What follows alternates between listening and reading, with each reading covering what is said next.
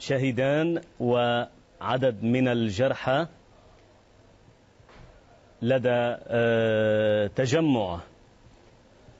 مئات من الفلسطينيين عند السياج الفاصل أيضا بين الأراضي اللبنانية والإسرائيلية في منطقة مارون الراس اللبنانية في جنوب لبنان، هذه البلدة التي شهدت تجمعا لآلاف الفلسطينيين الذين كانوا يرقبون أراضيهم من بعيد كما نشاهد هنا في هذه الصورة.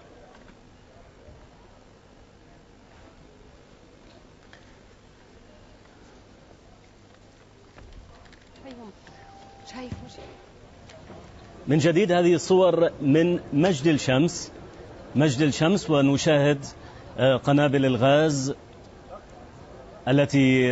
يطلقها جنود الاحتلال على المتظاهرين الفلسطينيين الذين تمكنوا من تجاوز خط وقف إطلاق النار في الجولان، يرفعون الأعلام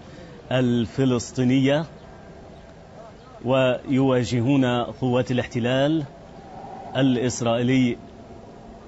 بقبضات عارية.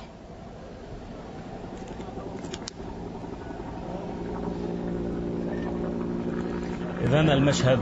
متشابه ما بين مجد الشمس ومارون الراس ومعبر قلنديا ومعبر بيت حانون، فضلا عن الفعاليات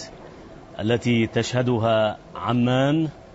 ومنطقة العريش في مصر،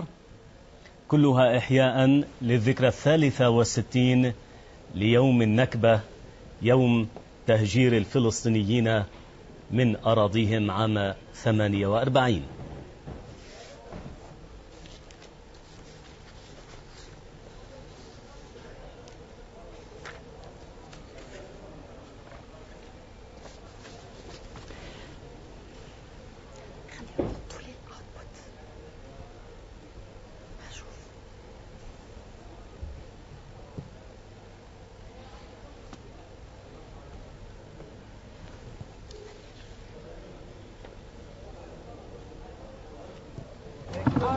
مفتوح الصوت عم